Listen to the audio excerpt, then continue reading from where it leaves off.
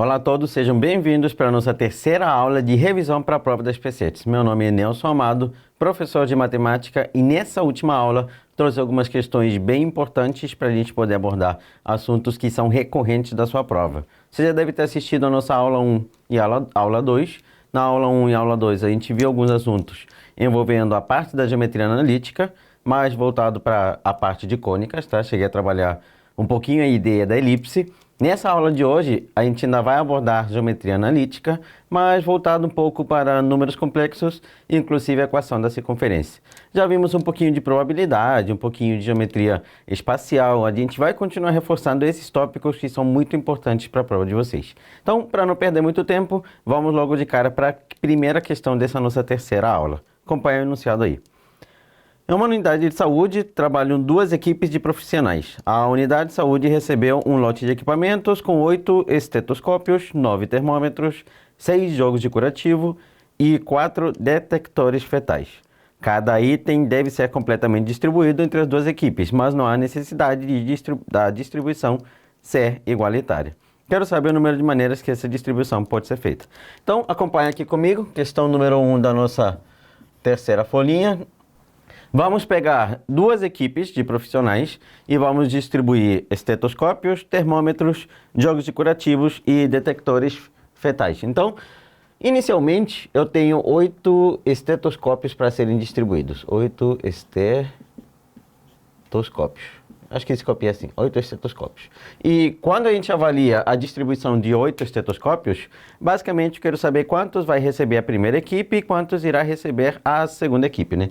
Então, chamarei de X a quantidade de estetoscópios que a primeira equipe vai receber, Y a quantidade que a segunda vai receber, e aí eu tenho que X mais Y é igual a 8. Note que, basicamente, eu acabei de cair numa equação linear e estou pensando nas soluções inteiras não negativas. Isso porque, nesse caso, eu preciso que a distribuição não seja feita de maneira igualitária. Então, eu poderia entregar um estetoscópio para a primeira equipe, 7 para a segunda. Ao mesmo tempo, eu preciso que todos sejam distribuídos, tá? Então, ele me diz que deve ser completamente distribuído. De maneira nenhuma podem sobrar estetoscópios. Então, nem que eu entregue 8 para a primeira e nenhum para a segunda, todos precisam ser distribuídos. Então, basicamente, a gente vai pensar da seguinte forma. Eu tenho 8 estetoscópios, vou fazer 8 bolinhas para a gente poder representar cada estetoscópio. 3, 4, 5, 6, 7... e 8 bolinhas. E veja bem que uma das maneiras que eu posso fazer essa distribuição seria entregando, por exemplo, 3 para a primeira equipe e 5 para a segunda. Uma outra maneira que eu poderia fazer essa distribuição seria entregando 6 para a primeira equipe e 2 para a segunda. Veja bem que eu estou apenas permutando os elementos, trocando de posição essa barrinha. Então, chamamos isso aqui de uma combinação com repetição ou soluções inteiras não negativas. E o número de maneiras que eu posso resolver essa equação linear seria nada mais do que uma permutação de 9 elementos, 8 bolinhas e uma barrinha, 9 elementos, sobre 8 repetidos, uma barrinha. Basicamente como se fosse uma combinação de 9 escolhe 1. Então, nesse caso, isso aqui seria 9 vezes 8 fatorial sobre 8 fatorial. Então, eu tenho 9 maneiras distintas de distribuir os 8 estetoscópios.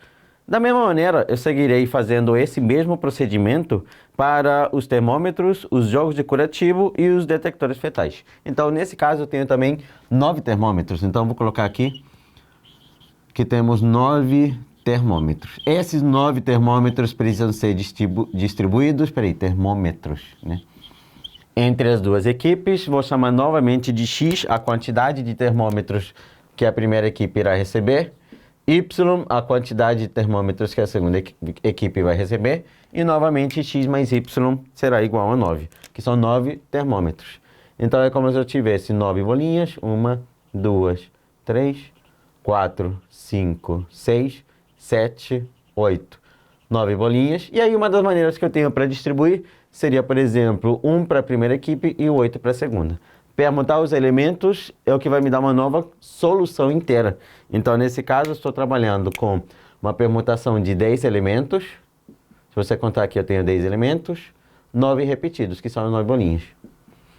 1, que seria a minha barrinha, só que vai me dar 10 vezes 9 fatorial sobre 9 fatorial vai me dar 10 opções. Então, eu tenho 10 maneiras distintas de distribuir os 9 termômetros. Vou continuar avaliando, porque além dos termômetros, tenho 6 jogos de curativos. Então, temos aqui 6 jogos de curativos. 6 jogos de curativos. Olha bem, temos 6 jogos de curativos e para distribuir esses 6 jogos de curativos, eu vou novamente chamar de X a quantidade de jogos que a primeira equipe vai receber, mais Y, que a segunda vai receber, e X mais Y é igual a 6. Note que, de maneira bem similar às anteriores, novamente eu vou ter 6 bolinhas representando os jogos de curativos. 3, 4, 5, 6, todas idênticas. E eu posso, por exemplo, uma das soluções, entregar 3 para a primeira equipe e 3 para a segunda. Permutar os elementos vai me dar uma nova solução dessa equação linear. Então, seria uma permutação de 7 elementos, 6 repetidos. S1 é da barrinha que a gente coloca, tá?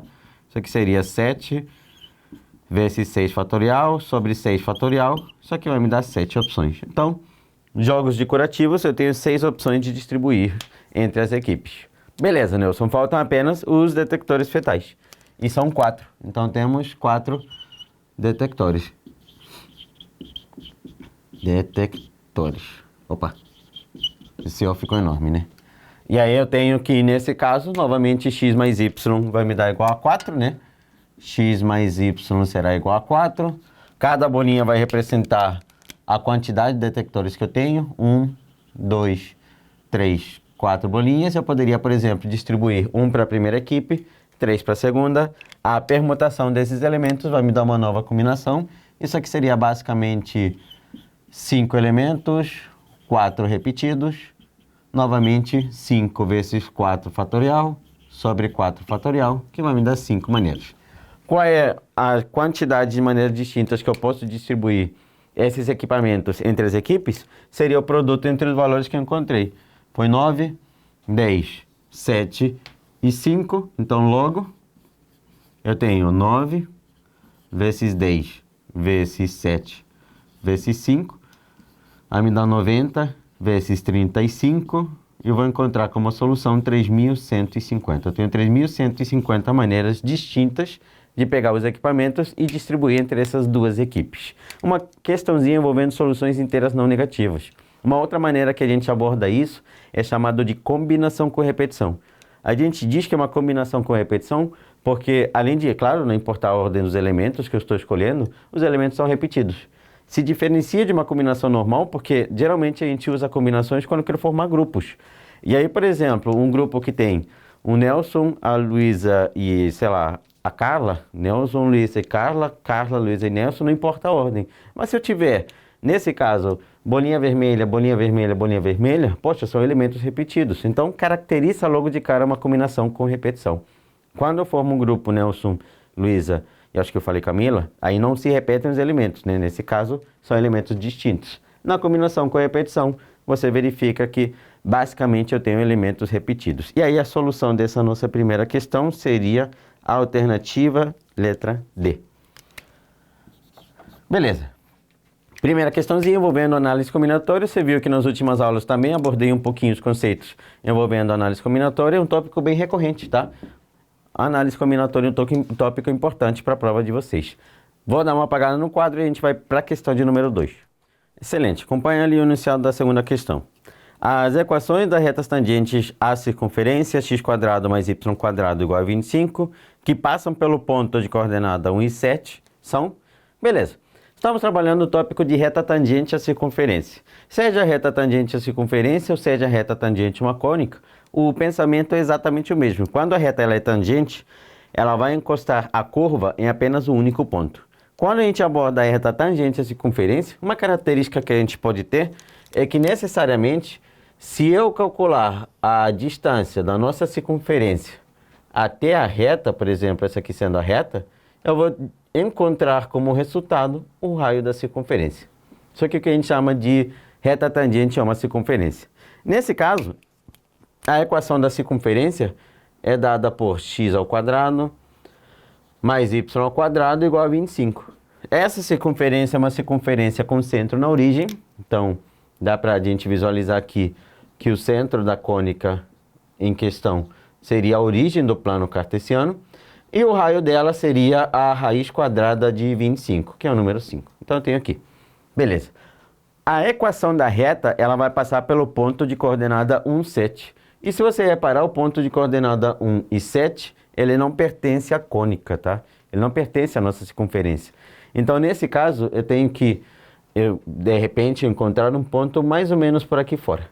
Quando você tem um ponto por fora, veja bem que quando eu for calcular o coeficiente angular da reta, eu vou encontrar duas soluções, tá? Aqui. Uma para um lado e a outra para o outro, tá? Então, nesse caso, provavelmente vou encontrar dois valores de m. Olhando as alternativas, você vai perceber que tem duas retas em cada alternativa, então se torna lógico que nosso ponto seja externo. Claro que se ele me deu ponto de tangência, ela vai tocar passando naquele ponto, encontraria apenas uma reta tangente, tá? Nesse caso, sendo o ponto externo, vou encontrar duas retas tangentes. Essas retas, elas precisam passar pelo ponto de coordenada 1 e 7. Ponto 1 e 7. Primeiro, vou utilizar a nossa equação da reta quando eu tenho o coeficiente angular e um ponto dado, que seria y menos o y0, que é igual a m, que multiplica x menos x0. Tá? Essa aqui é a equação da reta quando eu tenho um ponto e o coeficiente angular. Como eu ainda não tenho o coeficiente angular, é ele que eu quero calcular. E aí a equação ela vai passar pelo ponto cuja ordenada vale 7 e a abscissa vale 1. Então, eu vou encontrar que a equação da reta será y menos 7 igual a mx menos m. Essa aqui será a nossa equação da reta. Tá, veja bem, o que eu falei no iniciozinho aqui da nossa explicação? Que a distância do centro até a reta é o raio. Então, basicamente, para eu poder encontrar a equação da reta tangente, eu vou calcular a distância do centro à reta. E eu vou encontrar como resultado o raio da circunferência. E para eu poder utilizar a distância entre pontos, eu vou precisar que a equação da reta esteja na equação geral.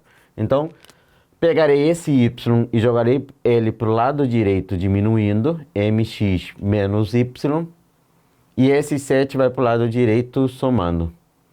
Mais 7 menos m, tudo igual a zero. Encontrei a equação da reta R, tá? Escrita na equação geral. Guarda esse carinha. Aí eu vou utilizar a fórmula da distância do ponto até a reta. Você lembra dela, né? Qual é a distância de um ponto qualquer a uma reta? É dada pelo módulo de A, x0, mais B, y0, mais C, dividido pela raiz quadrada de A ao quadrado mais B ao quadrado. Quem é A, quem é B e quem é C na nossa fórmula? A, B e C são os parâmetros que acompanham a reta na equação geral. Então o A vai ser o M, o B vai ser o número menos 1 e isso tudo aqui vai ser o meu C, tá? Então nesse caso, o que eu vou encontrar? Veja bem, vou substituir aqui. Vamos substituir juntos. Módulo do parâmetro A, que é o número que acompanha o x, que aqui no caso é o M que eu quero calcular, que multiplica a coordenada em x do ponto, que aí nesse caso, esse x0 vai ser o centro da circunferência, cujas coordenadas são 0, 0. Então, m que multiplica o 0, mais o b, que vale menos 1, vezes a coordenada em y do ponto, que eu quero calcular, que se você visualizar é o próprio 0, mais o parâmetro c, que é isso aqui tudo, que não acompanha x e y, que é o 7 menos m. Tudo dentro do módulo, dividido pela raiz quadrada do parâmetro a, que é o próprio m, elevado ao quadrado, mais o parâmetro b, elevado ao quadrado. Tudo igual a quem? Tudo igual ao raio da circunferência. Que lembra que a distância de um ponto até a reta tangente vai ser o próprio raio. Então, tudo igual a 5. Só para ficar mais confortável, vou pegar essa raiz e vou jogar para o outro lado multiplicando. E aqui vai me dar 0. Aqui vai dar 0. Eu vou encontrar módulo de 7 menos m, sendo igual a 5, que multiplica a raiz de m ao quadrado mais 1. Vou elevar ao quadrado dos dois lados para poder me livrar do módulo. E veja bem, esse número aqui, independente do valor do m, será sempre um número positivo. Então, quando eu elevar ao quadrado e cortar a raiz, não vou precisar me preocupar com o módulo dele, tá? Então, módulo elevado ao quadrado vai ser o próprio número elevado ao quadrado. Isso igual a 25, que multiplica m ao quadrado mais 1. Então aqui eu elevei ao quadrado dos dois lados, tá, gente? Elevei ao quadrado e elevei ao quadrado. E aí vamos encontrar a seguinte equação. Vou puxar aqui uma seta para a gente poder continuar aqui em cima. Caiu num produto notável, isso aqui é quadrado do primeiro menos 2 vezes o primeiro vezes o segundo, mais quadrado do segundo. Então, desenvolvi esse produto notável. Do outro lado, vou fazer distributiva. 25m ao quadrado mais 25.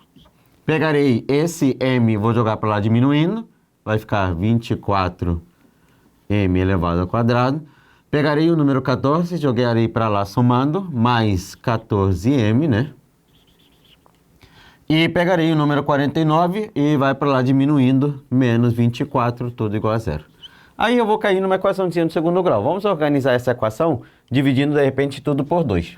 Ficaria 12m elevado ao quadrado mais 7m menos 12, tudo igual a zero. Caiu numa equaçãozinha um pouco melhor de ser trabalhada. Bem, vamos calcular primeiro o discriminante dessa equação. Então, delta será igual ao b elevado ao quadrado menos 4 vezes o a, que é o 12, vezes o parâmetro c, que é o menos 12. Então, o delta que vamos encontrar vai me dar 49, menos com menos vai me dar mais. Vai me dar 12 vezes 12, que é 144, 288, 576. Então, delta vai me dar igual a 625. Encontrei o valor do delta, tá? Beleza, Nelson. Encontrei o delta, vamos encontrar os valores dos parâmetros m, né? M é igual a menos b, lembra que o b já é positivo, fica menos 7, mais ou menos a raiz quadrada desse carinha aqui, que é o próprio 25, dividido por 2 vezes o a vale 12, vai ficar 24 embaixo. Primeiro valor de m, no primeiro valor vou utilizar o mais, e aí utilizando o mais, encontrarei menos 7 mais 25, e menos 7 somado com 25, fica 18 sobre 24, se eu dividir em cima e embaixo por 6, vai ficar 3 quartos. Encontrei o primeiro valor de m. Beleza. Vamos encontrar o segundo valor de m. No m2, temos menos 7 menos 25, vai ficar menos 32 sobre 24, que se eu dividir em cima e embaixo por 8, vai ficar menos 4 terços. Encontrei dois valores de m. Ok. Basta agora a gente pegar a nossa equação e substituir o m para poder saber qual é a equação da reta, tá? O que eu vou fazer? Vou pegar e substituir o m por 3 quartos, e aí eu vou encontrar que a equação da reta será, no lugar do m, vou escrever 3 quartos. 3 quartos, tá? E aí vai vir o x, 3 quartos de x, menos y, mais 7, menos m. E aí lembra que no lugar do m estou escrevendo 3 quartos. E tudo igual a zero, ok? Então peguei o m e troquei por 3 quartos, para a gente encontrar a primeira reta. Aí nesse caso, se eu multiplicar tudo isso daqui por 4, eu vou encontrar que a equação da reta, vou reescrever a nossa solução de vermelho, tá? Acho que eu vou deixar de azul. Então vai ser 3x menos 4y, porque eu multipliquei esse cara aqui por 4. Multiplicando por 4 fica 28 menos 3, vai me dar mais 25, tudo igual a zero. Aí eu encontrei a primeira equação da reta. Lembrando que quando eu for olhar as alternativas, você só tem que tomar cuidado para caso nas alternativas aqui esteja com o sinal trocado. Seria basicamente multiplicar os dois lados por menos 1, mas não iria interferir em muita coisa. Para achar a segunda equação da reta, vou pegar e agora vou substituir o valor do m por menos 4 sobre 3. Fica menos 4 sobre 3x. Aí aqui vai ficar menos y mais 7. E aqui vai ficar, no caso, menos com menos dá mais 4 sobre 3, tá? Já troquei o sinal, tá? Porque menos com menos fica mais, igual a zero. E multiplicando todo mundo aqui por 3, vou encontrar menos 4x menos 3y.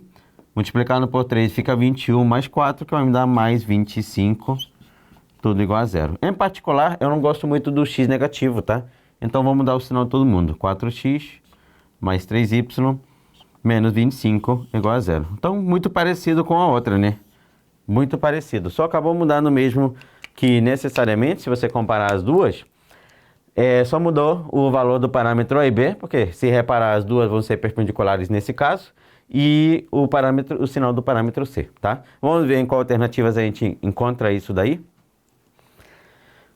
Letra A, se você visualizar a letra A, tá 4x mais 3y menos 25, e a única diferença é que aqui trocou o sinal, tá? Seria menos, mais e menos. Então, a resposta correta para essa questão número 2 seria a letra A.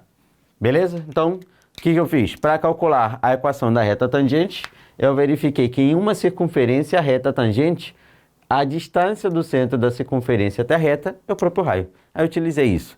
Claro que eu poderia, sem problema nenhum, encontrar a equação da reta e substituir aqui. E trabalhar pelo determinante, discriminante igual a zero, delta igual a zero, tá? Também é um outro caminho que você pode usar sem problema nenhum. O que eu não poderia acabar aqui deixando de mostrar para vocês é essa relação aqui, lá da geometria plana, que a gente até usa aqui na geometria analítica em posições relativas, que numa circunferência, se a distância do centro à reta é o próprio raio, a reta ela será tangente, beleza? Vou apagar o quadro para a gente ir para a questão número 3. Excelente, acompanha ali o enunciado da questão número 3. Seja o número complexo z igual a x mais y, com i sendo a nossa unidade imaginária, ou seja, a raiz quadrada de menos 1, x e y números reais, as soluções da equação módulo de z menos 1 menos 2i igual ao módulo de z menos 3 menos 6i, em termos de x e y, são tais que... Bem, volto aqui para o quadro, vou escrever os dois números que a gente tem. Temos a igualdade, primeiro, claro, temos o número complexo, z igual a x mais y. E aí ele me fala no enunciado que o módulo de z menos 1 menos 2i é igual ao módulo de z menos 3 menos 6i. Então, eu estou trabalhando com uma igualdade entre módulos. Veja bem, o que eu vou fazer primeiro? Vou verificar qual é a cônica que a gente tem do lado esquerdo. Provavelmente é uma circunferência, na verdade, é uma circunferência que a gente tem do lado esquerdo. E do lado direito também, vou verificar que também provavelmente será uma circunferência. Para isso, eu vou substituir o z por x e y, tá? Então, vai ficar x mais yi menos 1 menos 2i dentro do módulo igual ao módulo de x mais yi menos 3 menos 6i, também dentro do módulo.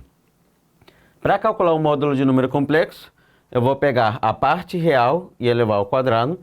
Aí, no caso, vou primeiro organizar. Do lado esquerdo tenho x menos 1 sendo a parte real. E a parte imaginária é o que acompanha o i. Vai ser o y aqui e menos 2i. Do outro lado da igualdade, temos que a nossa parte real será o x e o menos 3. X menos 3. E a parte imaginária vai ser o y menos 6. Temos aqui a nossa igualdade dos dois módulos. Vou calcular o módulo do número complexo, ficará x menos 1 elevado ao quadrado, mais y menos 2 elevado ao quadrado. Como é dentro da raiz, eu estou trabalhando com uma igualdade entre duas raízes, bem, não vou precisar colocar logo de cara a raiz, tá? Porque é como se eu levasse ao quadrado dos dois lados. Então, não vou me preocupar com a raiz. Do lado direito, x menos 3 ao quadrado, mais y menos 6 elevado ao quadrado. Então, é uma igualdade entre duas raízes são iguais se necessariamente o que estiver dentro delas também for igual. Do lado esquerdo, temos um produto notável, x menos 1 ao quadrado é quadrado do primeiro, menos 2 vezes o primeiro, mais quadrado do segundo. Não se preocupe que quando eu desenvolver todos os 4 produtos notáveis, vou ficar uma expressão bem grande mesmo, mas aí a gente vai cortando algumas coisas, até que ficar algo bem pequenininho, tá? Então, quem é esse cara daqui? Isso aqui é quadrado do primeiro, menos 2 vezes o primeiro vezes o segundo, mais quadrado do segundo. Fiz os dois produtos notáveis do lado esquerdo, farei agora os dois do lado direito. Quem é esse carinha daqui?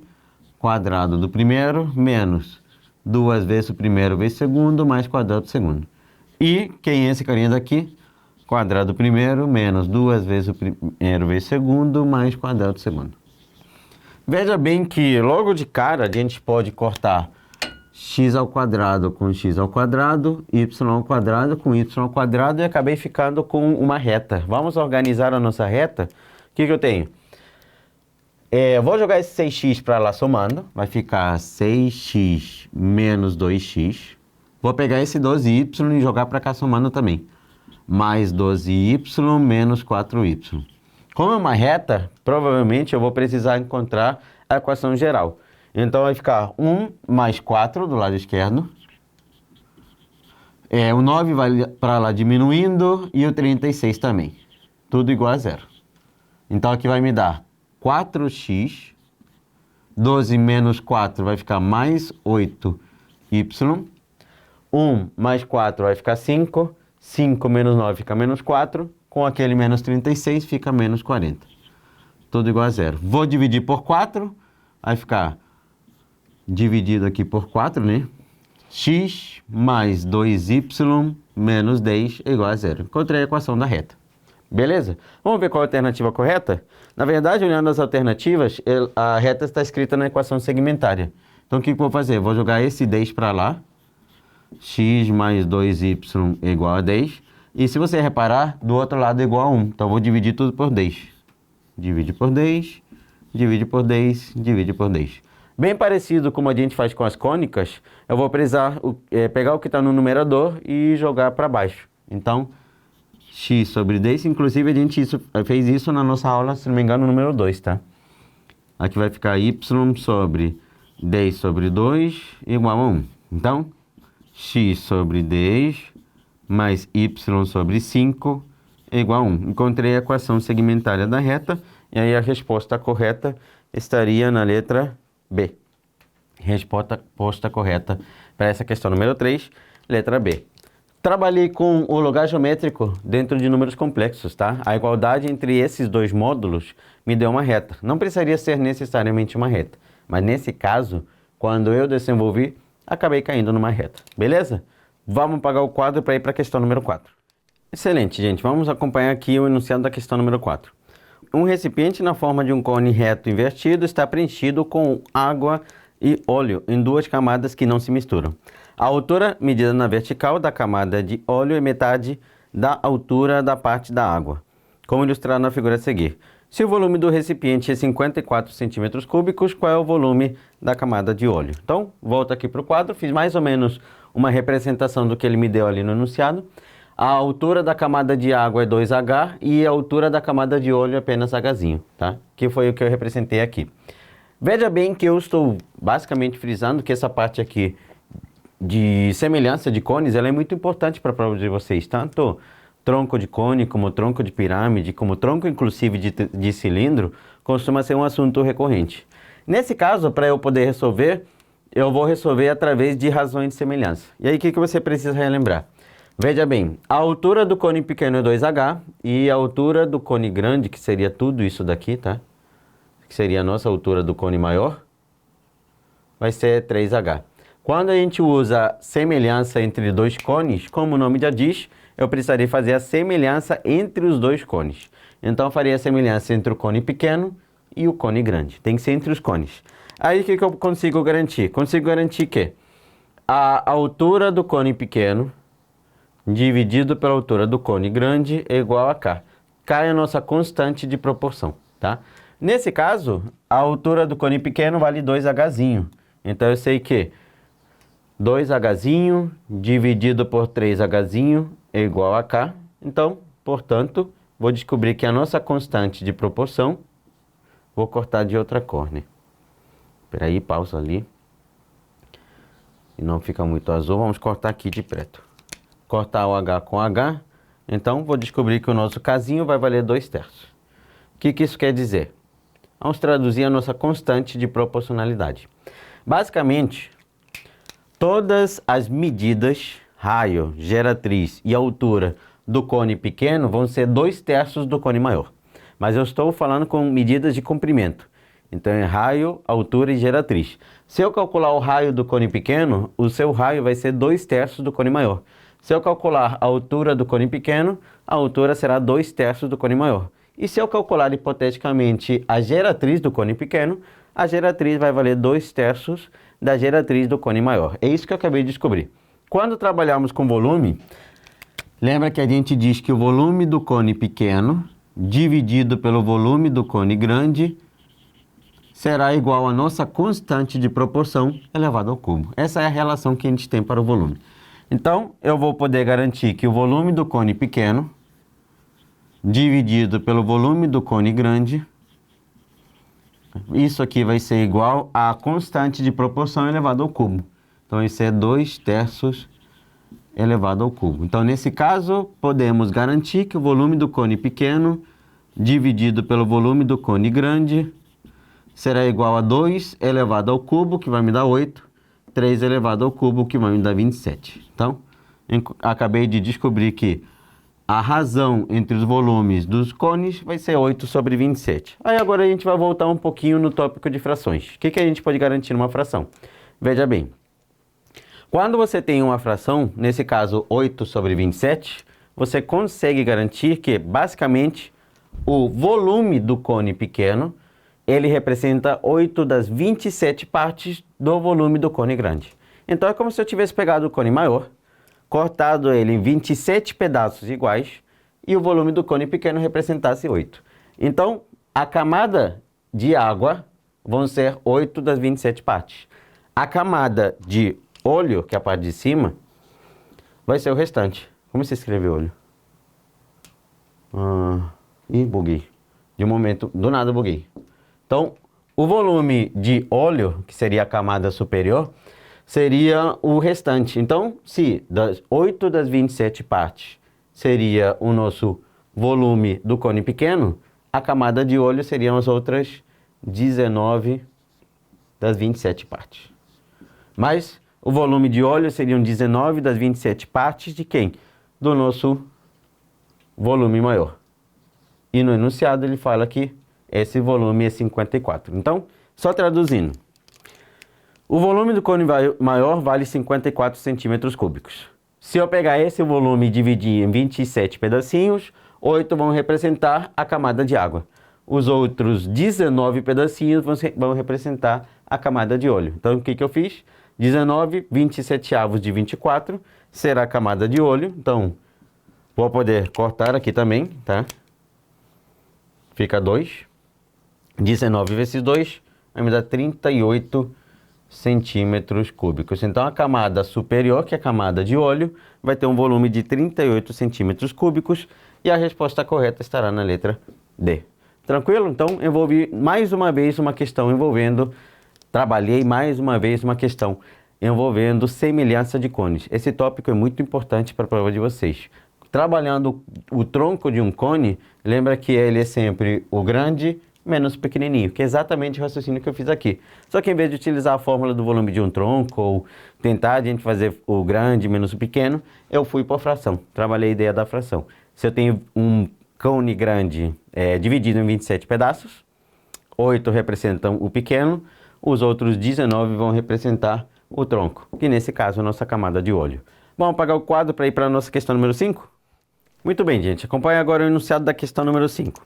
Cede a x a solução da equação log de raiz de x mais 1 na base 7, mais o logaritmo da raiz de x menos 1 também na base 7, igual a 1/2 do logaritmo de 3 na base 7, se o valor de z é igual ao logaritmo de 1/64 na base 2 raiz de 2, mais o log de 128 na base x é... Então, logaritmo. Logaritmo, novamente, é um tópico muito importante da prova das PSETs. Então, vamos trabalhar as principais propriedades de logaritmo para poder resolver essa equação. Inicialmente, veja que uma das propriedades que a gente mais acaba utilizando, seja para resolver equações ou seja para calcular o próprio logaritmo, é aquela famosa regra do peteleco. Veja bem, eu tenho uma raiz quadrada. Geralmente, eu gosto logo de cara de me livrar da raiz quadrada. Então, o que eu farei? Aqui, na primeira parte do logaritmo, eu vou fazer o logaritmo de 7... na base 7, perdão, de x mais 1. E aí essa raiz quadrada, lembra que por propriedade de potência, isso aqui vira 1/2, tá? Então, a raiz quadrada, usando aquela regra do sol, vira 1/2. Mais o logaritmo, também na base 7, isso aqui também é uma raiz quadrada, de x menos 1 elevado a 1/2. Por enquanto, do lado direito, como eu estou apenas operando as propriedades do lado esquerdo da igualdade, eu vou manter todo mundo do jeito que já está. Então, não vou mexer ninguém do lado direito da igualdade.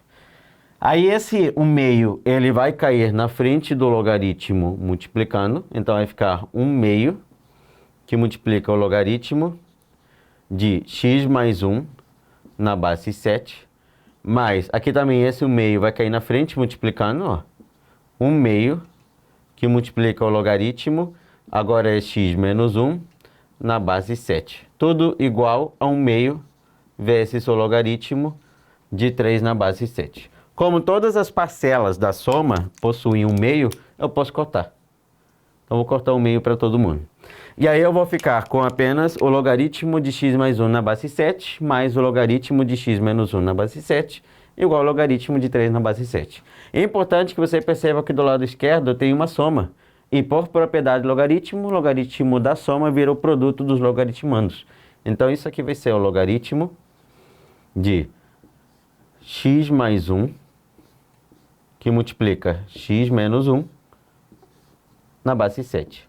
Isso é igual ao logaritmo de 3 na base 7. Perceba que logaritmo é uma função do tipo injetora. Então, necessariamente, cada valor de y está associado a um único x. Ou seja, a igualdade de logaritmos acontece quando a base for igual e o logaritmando também for. Então, nesse caso, acabei de chegar à conclusão que x mais 1, que multiplica x menos 1, tem que ser igual a 3. Então, x ao quadrado menos 1 tem que ser igual a 3. X ao quadrado terá que ser igual a 4. X terá que ser igual a mais ou menos 2. Acabei de encontrar as soluções. Lembre-se, quando trabalhamos com logaritmo, logaritmo tem a condição de existência. Qual é a condição de existência? A base necessariamente terá que ser um número positivo e diferente de 1, senão não será possível calcular o logaritmo. E o logaritmando necessariamente tem que ser um número positivo. Ainda, como tem uma raiz quadrada, é claro que o que está dentro da raiz também não pode ser negativo. Então, se eu pegar e substituir aqui por 2, fica 2 mais 1, que é 3. E daria até para a gente calcular, que a raiz de 3 existe. Se eu colocar aqui o número 2, fica 2 menos 1, que é 1. E dá para calcular, porque a raiz de 1 existe. O problema está no número menos 2. Se eu colocar aqui o menos 2, fica menos 2 mais 1, que vai me dar a raiz quadrada de menos 1. E o logaritmo, a gente está estudando aqui na parte de funções reais. A variável ela tem que ser real. Então, necessariamente, o x aqui não pode me dar um número negativo dentro desse logaritmando, senão não será possível calcular. Então, logo, a única solução viável é que o x seja igual a 2. Menos 2 não serve, não faz parte do domínio de nenhuma dessas funções. Aí ele quer que eu pegue e calcule essa expressão, usando x por 2. Então, aqui eu vou encontrar z igual ao logaritmo de 64 elevado a menos 1. Eu inverto a base, mudo o sinal do expoente. E 2 raiz de 2 seria raiz quadrada de 8. Tá? Já logo de cara peguei o 2 e joguei lá para dentro. Tá? Mais o logaritmo de 128 na base x. Esse menos 1, ele cai na frente do logaritmo multiplicando. Então aqui eu tenho menos o logaritmo de 64 na base raiz de 8, mais... não esqueça que aqui é a base 2, né? O logaritmo de 128 na base 2, porque o x é 2. Acabei de descobrir que o x é 2, já substituí. 64 seria 2 elevado a 6. 2 elevado a 6. 128 é 2 elevado a 7. 2 elevado a 7. A raiz quadrada de 8 seria 2 elevado a 3 meios, tá? Por quê? Acompanha aqui. Uma cola. Raiz quadrada de 8 é a mesma coisa que a raiz quadrada de 2 elevado ao cubo. E pela regra do Sol, esse 3 fica na parte de cima, esse 2 fica na parte de baixo. Fica 2 elevado a 3 meios. Então, acompanha. Regra do peteleco. 6 cai na frente multiplicando. Menos 6. 3 meios pelo peteleco invertido cai na parte de baixo. 3 sobre 2. Vezes o logaritmo de 2 na base 2. Mais o logaritmo... o 7 aqui já posso petelecal. 7 cai na frente. 7 vezes o logaritmo de 2 na base 2. Divisão de frações, repete a primeira, multiplica pelo inverso da segunda. Isso aqui vai me dar 1. Logaritmo de 2 na base de 2 é 1.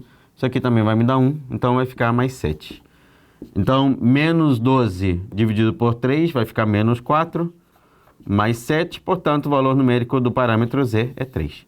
E aí a resposta correta para essa questão número 5 da nossa folhinha de hoje é a letra B. Questão letra B, logaritmo.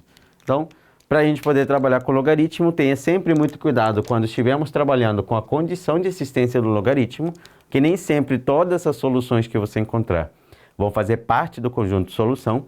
Então, é importante que você verifique se de fato os valores que você encontrou, eles pertencem ou não ao conjunto de solução. Tem que satisfazer a condição de existência. E ainda, quando for trabalhar, toma muito cuidado na hora de usar cada regra do peteleco ou cada regra do produto, tá? Então, toma muito cuidado para você não se perder nesse passo a passo. Vamos apagar o quadro para a última questão da aula de hoje? Acompanha aí. Última questão da nossa folhinha, acompanha aí. A diagonal da base de um paralelepípedo reto retangular mede 8 centímetros e vai formar um ângulo de 60 graus com o lado menor da base. Se o volume do paralelepípedo é 144 centímetros cúbicos, quero saber qual é a altura desse paralelepípedo. Então, acompanha aqui. Paralelepípedo reto retângulo é um prisma de base retangular, prisma reto de base retangular, cujo formato é similar a esse daqui que eu estou representando. Tá? Então, esse aqui é o formato do nosso prisma reto de base quadrangular. Ok, esse aqui. Inicialmente, no enunciado, ele me dá uma informação em relação à base. Então, antes de construir o nosso prisma, vou olhar para a base. Então, vou fazer aqui um asterisco para a gente olhar para a base. Ele me fala que na base, eu tenho um retângulo e a diagonal desse retângulo mede 8 centímetros. A diagonal vai valer 8 centímetros. Coloquei aqui. Ao mesmo tempo, ele fala que essa diagonal formará um ângulo de 60 graus com o lado menor. Então, na minha figura, o lado menor é esse carinha daqui, mas não vai fazer diferença nenhuma, tá? 60 graus. Lembre-se que num retângulo, tá? Todos os ângulos são iguais. Aqui vai valer 90 e aqui eu tenho um triângulo do tipo 30, 60, 90. Veja bem, eu tenho o nosso famosíssimo triângulo egípcio. E no triângulo egípcio, lembre que se a hipotenusa vale 8, de frente para 30 vai ser a metade, de frente para 60 vai ser a metade multiplicado pela raiz de 3. Acabei de descobrir as dimensões do noso paralelepípedo. Já sei o comprimento e já sei a largura. De novo, triângulo egípcio. A gente usa isso aqui pra caramba. Se você tem um triângulo do tipo 30, 60 e 90, com certeza você usa isso aqui no seu dia a dia. Se de frente para 30 é x, a hipotenusa será o dobro e o outro cateto será x raiz de 3. Então, se aqui é 8, aqui é 4 e aqui é 4 raiz de 3. Então, usei o nosso famosíssimo bizu do triângulo egípcio. Beleza. Comprimento vale 4 raiz de 3. Largura vale 4. E altura vale h, que não temos. No enunciado ele fala que o volume vale 144. E o volume de um paralelepípedo é o produto das 3 dimensões. Então, volume é igual a 4 raiz de 3, que multiplica 4, que multiplica a altura. Ao mesmo tempo, o volume vale 144, né? Então, tudo igual a 144. Então, aqui eu vou encontrar 16h raiz de 3 é igual a 144. 16 vai para lá dividindo. Então, h que multiplica a raiz quadrada de 3 será 144 dividido para 16. Então, eu tenho que o h que multiplica a raiz quadrada de 3 será igual a 9, né? Raiz de 3 está multiplicando, vai para lá dividindo. H vai ser igual a 9 dividido pela raiz de 3. E aí eu vou racionalizar.